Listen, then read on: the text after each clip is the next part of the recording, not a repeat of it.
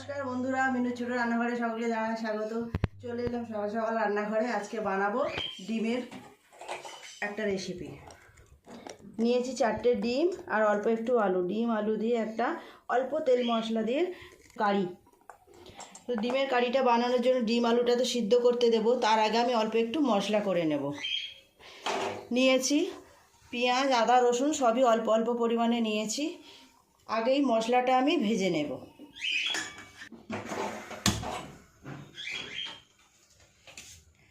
মশলাটা ভেজে তারপরে পেস্ট করে রান্না করলে তরকারির স্বাদ আরও খুব ভালো হয়। তেল গরম হয়ে গেছে, দিয়ে দিলাম 2টো লবঙ্গ আর একটা ছোটো এলাচ, আদা রসুন আর পেঁয়াজ। অল্প একটু পেঁয়াজ আমি কুচিয়েও নিয়েছি। বন্ধুরা, প্রতিদিন আপনারা আমার ভিডিওয় কিছু পাখির আওয়াজ শুনতে পান। এই পাখিগুলো সবচেয়ে বাইরের পাখির আওয়াজ তা না, আমাদের বাড়িতেও 2টো খুব সুন্দর পাখি আছে। চলুন আজকে আপনাদের দেখাবো। দাঁড়ান, ডিম আলুটা সিদ্ধ বসিয়ে দিয়ে আপনাদের দেখাবো। আপনাদেরও খুব ভালো লাগবে ওদেরকে দেখলে।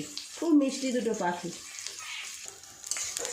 পেঁয়াজ, আদা, রসুন বেশ ভালো করে ভাজা হয়ে গেছে। খুব বেশি ভাজিনি, এইরকম অল্প অল্প ভাজা হয়েছে। এটা নামিয়ে রেখে ঠান্ডা করতে দেবো। ঠান্ডা হলে পেস্ট করে নেব। এই সময় আমি ডিম আর আলুটা সিদ্ধ করতে দিয়ে দেবো। ডিম আলু ধুয়ে রেখেছি, অল্প একটু পরিমাণ মতো জল দিয়ে সিদ্ধ করতে দেব। অল্প একটু নুন দিয়ে দেব।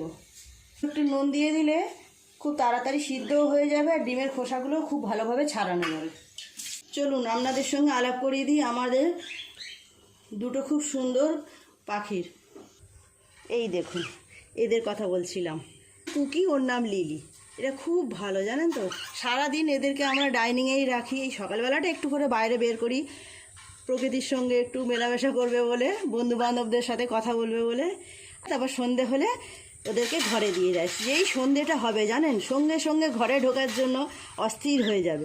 আর এরা এত ভদ্র, যতক্ষণ না আমরা সকালে বের করবো ততক্ষণ ওরা একদম ডাকবে না। খুব ভালো এরা। একটু হাই করে দাও, হাই ফ্রেন্ডদের হাই করো, হাই।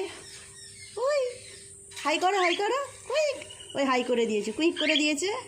চলুন রান্নাঘরে যাই, তোমরা এখানে থাকো। বন্ধুরা দেখুন, ডিম আলু খুব ভালোভাবে সিদ্ধ হয়ে গেছে। নামিয়ে এই গরম জলটা ফেলে দিয়ে এর উপরে অল্প একটু ঠান্ডা জল দিয়ে ডিম আর আলুটাকে একটু ঠান্ডা করতে দেব। ঠান্ডা হয়ে গেলে তারপর খোসা ছাড়িয়ে নেব।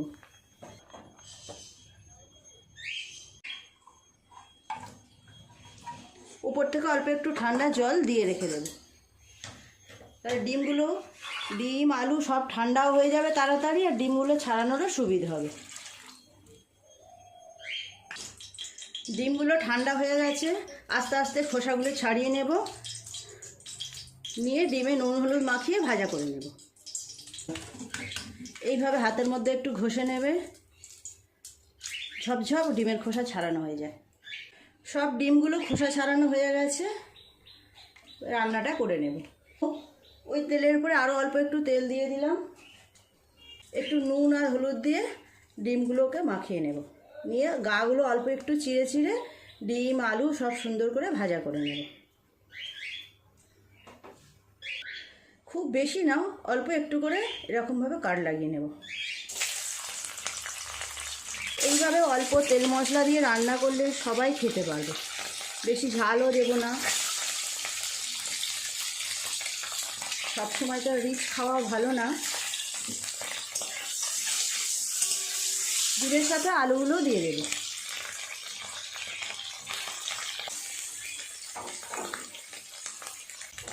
ডিম আর আলু খুব সুন্দর লাল লাল করে ভাজা হয়ে গেছে, তুলে নেব।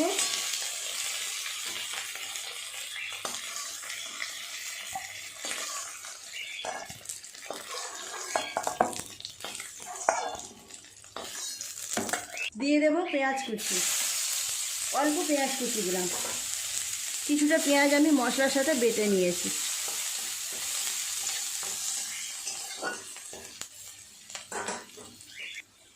পেঁয়াজটা ভাজা হয়ে গেছে, ওপর থেকে দিয়ে দিলাম ভেজে পেস্ট করে রাখা মশলা।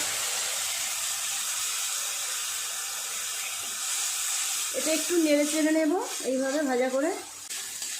মশলাটা ভাজা হয়ে গেছে, আগে থেকেই তো ভাজা আছে, ওই জন্য আর অত সময় লাগবে না ভাজতে। এক এক করে মশলাগুলো দিয়ে দেব।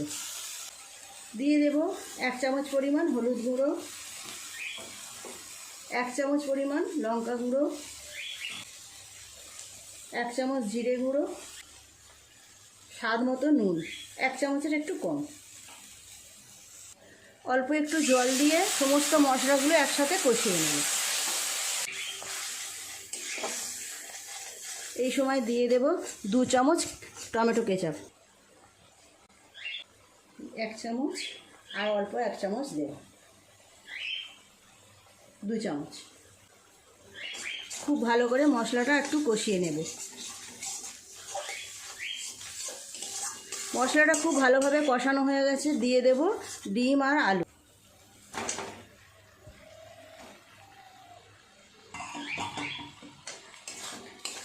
ডিম আলুর সাথে সমস্ত মশলাটা আর একটু কষিয়ে নেব। আমি আজকে টমেটোর বদলে কেচাপ দিলাম। কেচাপ দিলেও খুব সুন্দর একটা গন্ধ আসে, টেস্টও হয় খুব ভালো।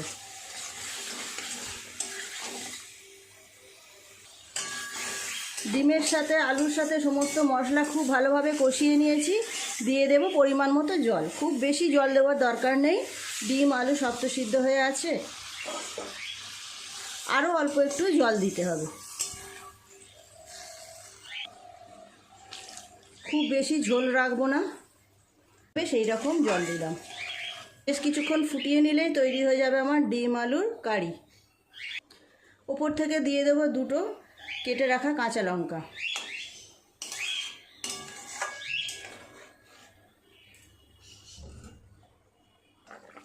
বন্ধুরা দেখুন, ডিম আলুর রান্নাটা আমার হয়ে গেল। এই রকমই ঝোল রাখবো, হয়ে গেছে, এবার নামিয়ে নেব। সবসময় যে বাড়িতে বেশি বেশি তেল মশলা দিয়ে রান্না করে খেতে হবে তেমন না, মাঝে মাঝে এইরকম হালকা মশলা দিয়েও রান্না করে খাবেন, দেখবেন খুব ভালো লাগবে। সবাই খেতেও পারবে, শরীরও ঠিক থাকবে। ডিম রান্না মানেই যে বেশি মশলা তা কিন্তু না, কম মশলা দিয়েও খুব ভালো রান্না করা যায়। নামিয়ে নেব। খুব সুন্দর সেন্ট বের হচ্ছে। ভাতের সঙ্গেও খেতে পারেন আপনারা এই রান্নাটা, রুটির সঙ্গেও খেতে পারেন, যাই দিয়ে খান, দুপুরে খান, ডিনারে খান, খুবই ভালো লাগবে।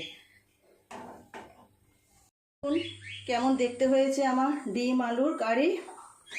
এই রকম রান্নাগুলো কিন্তু টেস্টও হয় খুব ভালো। তো প্লিজ বন্ধুরা, আজকে রেসিপিটা কেমন লাগলো কমেন্ট করে জানাবেন। যদি ভালো লাগে তাহলে একটা লাইক করে দেবেন। দেখা হচ্ছে নতুন কোনো ভিডিওর সাথে। নমস্কার।